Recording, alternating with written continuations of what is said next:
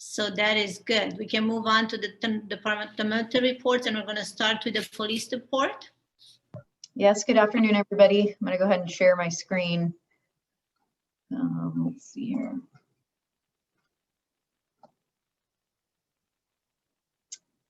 Give me 1 second.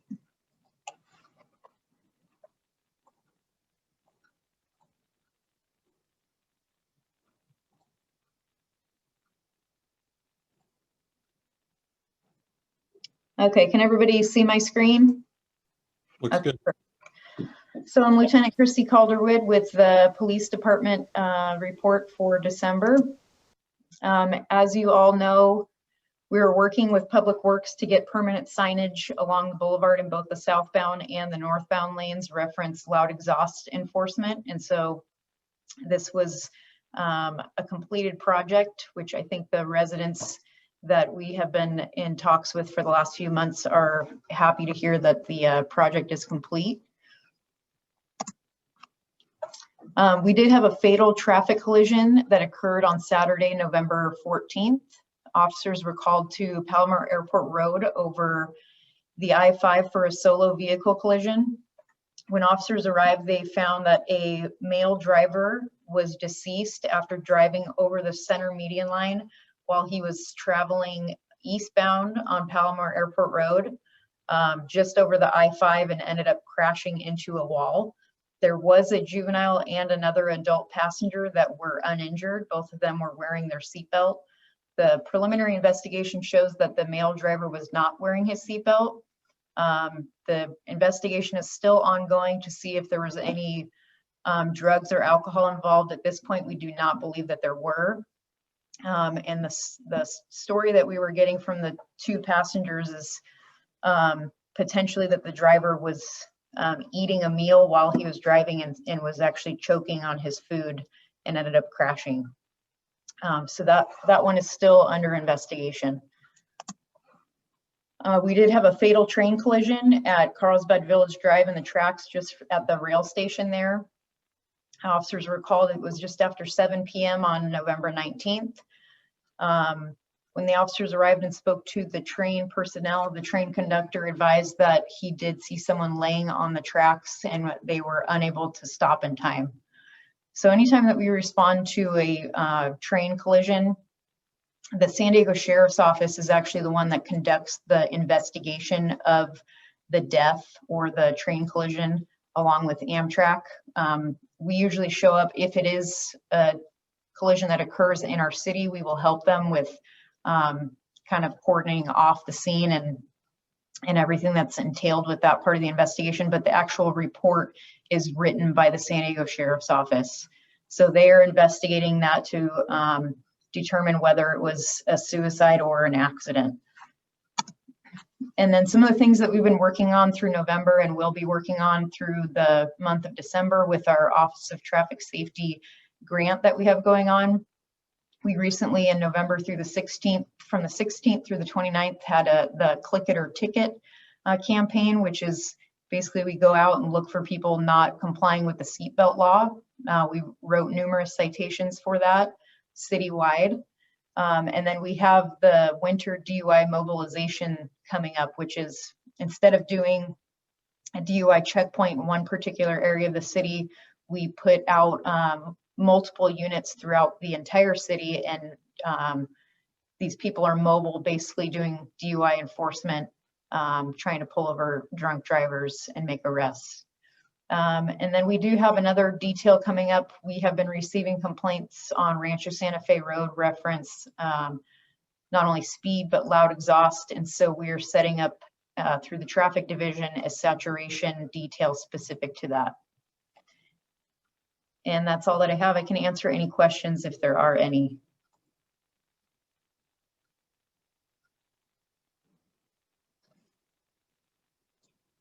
Yes, sir. Commissioner Pensiers? Yes. I wonder if the saturation for drivers using cell phones is on the immediate horizon.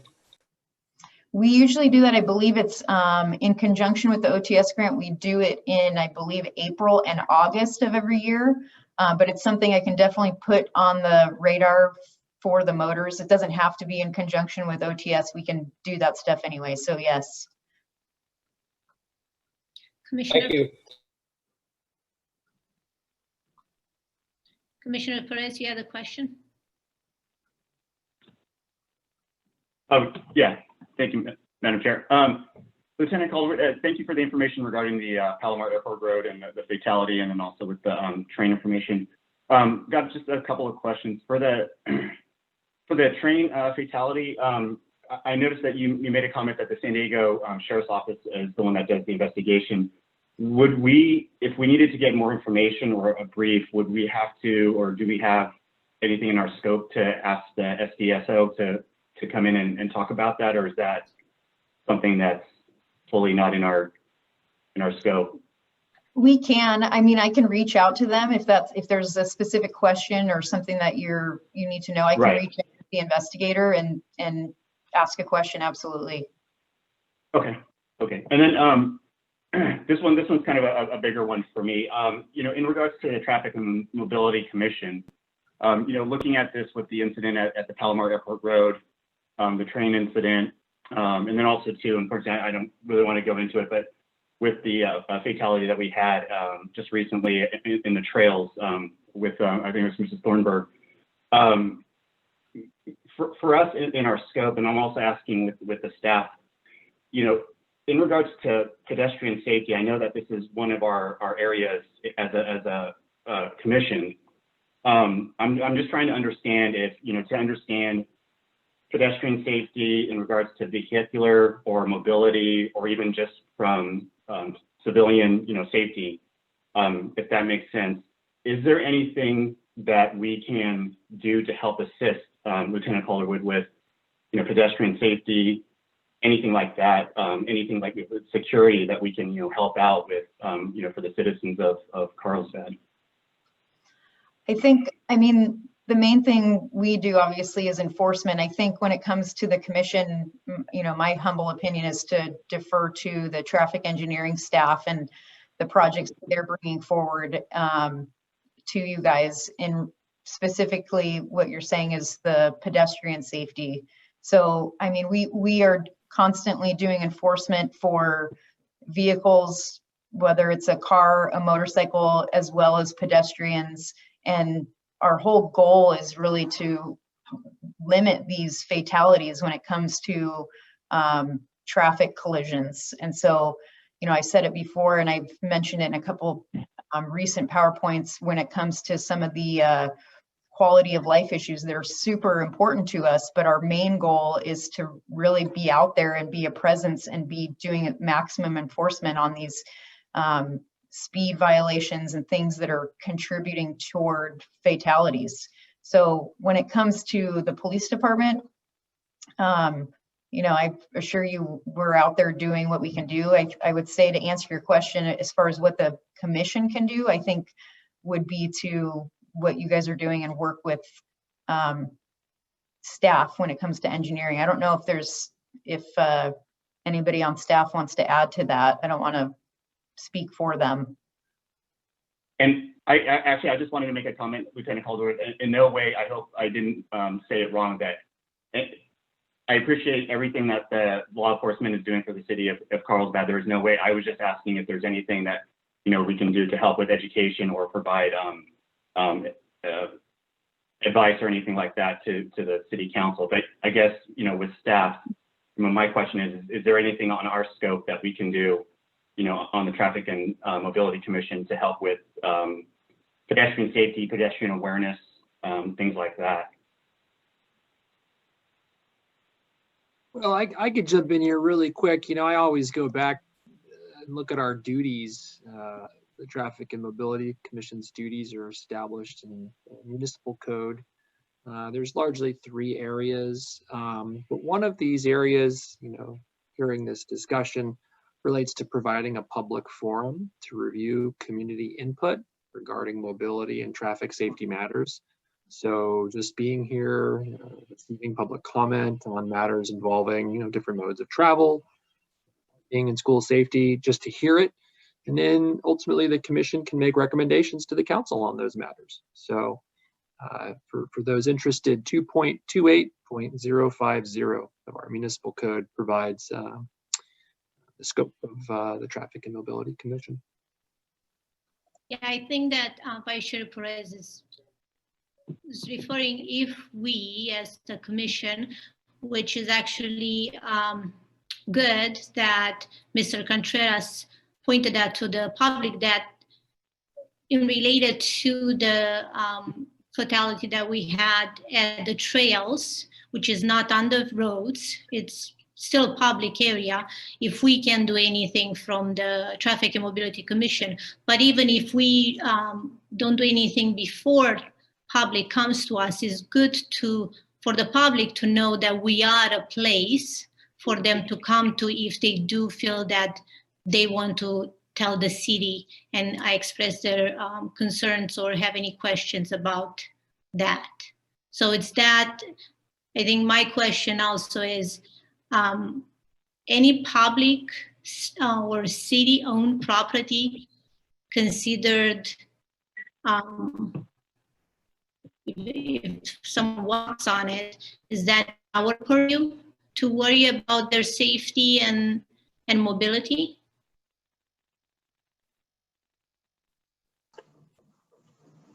Chair, Mr. Frank? yes, I'd like to add that if it's mobility related, you're definitely, I would say, inclined to, or I would advise you to ask a question. If something interests you, it's mobility related, definitely, make your point. We will tell you if it's within our purview, or if we don't believe it is, we then provide a recommendation to talk to a different department like Parks and Rec or something. But from where I stand, if a commissioner has a question and it's related to mobility in any way, in this case, walking is mobility.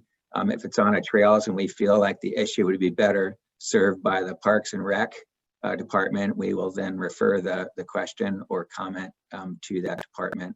And then, of course, we work very closely with our police department and everything we do. So yeah, we're well coordinated in our responses and our studies. Thank you. I think this, go ahead, Vice Chair Perez. Yeah, thank you, Mr. Frank. That really means a lot because, just looking at understanding from Mr. Contreras, the duties and how we, the different sub points that we have. For me, it's just to try and understand, in our scope, we have safe routes to schools, we have trails, bike paths and things like that. So I really appreciate that in regards to what you meant about coordinating with different departments or different parts of the staff. So I really appreciate that. Thank you. Commissioner Hunter, you have a question, comment? Yeah, for the lieutenant, there was another fatal just a couple of days ago. And I don't know if since that was December, I don't know if you're going to cover that in January, or you can give us any insight into what happened there. I was going to cover it next month, but I can go over it real quick. We did have a fatal traffic collision this past Friday. It was actually captured on surveillance video, and what it looks like is a motorcyclist was traveling westbound on Faraday, just a block away from our police station. And once he approached the intersection of Faraday and Palmer, he went into a full slide and crashed into a building and ended up dying, unfortunately. So it's one of those that it was speed related, and you could see it and even hear it on the surveillance video that he was traveling way too fast for the road conditions. So that one is also still under investigation. It does not appear that alcohol or drugs were related, and it was most likely just speed. Okay, thank you. Commissioner Pensier, you had a question? Yeah, it's really related to what Commissioner Perez had asked. In Oceanside, when crashes take place off the highway, in other words, on Class 1 bike trails, multi-purpose trails, the police department does not create a report. the people that respond to it are generally EMTs. And presumably there's a report that goes through the fire department and then goes to the hospital. But nothing ever shows up on Twitters or anything like that. So it's hard to track what's happening once you're off road, which would apply for the Carlsbad trail system if that's the way it's done here in Carlsbad. So that's my question to Lieutenant Calderwood is, do the police write reports if things happen off the streets that don't involve motor vehicles? We take a report for everything, but a report that happens on the trail I don't believe it would go to SWITers, so it would not be categorized like our normal TCs that are on regular roadways. But unlike most departments, we take paper on everything. So it would be an incident report rather than a report that goes to SWITers. So then we could access those reports through, I mean, the commission could, if we wanted to see what's going on our trail system, if there are issues out there. Absolutely, yeah. Thank you, Lieutenant. I think that's all the questions we have. Like Mr. Frank said, for the commissioners, if we have questions to ask them, and then they will refer us to the right department or the right commission. I think the same is for public. So whoever listens to this, if you have questions about anything and you're not sure what commission to go to, just go to any commission with public comments, and staff will direct you what's the best approach to have your comments heard.